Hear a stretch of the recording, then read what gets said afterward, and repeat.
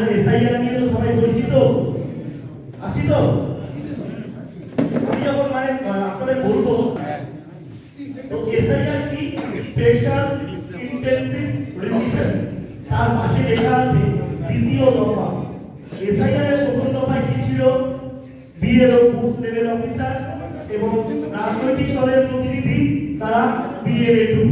এই বিএলএ 2 এবং বিএলও এই দুজনে মিলে বাড়ি বাড়ি গিয়ে ফর্ম দিয়েছে এবং একটা নির্দিষ্ট সময়ের পর সেই ফর্ম জমা নিয়ে নিয়েছে, তাই তো?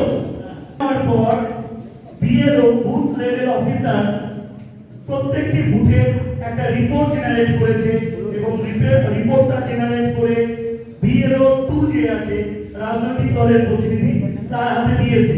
সেখানে কি কি আছে?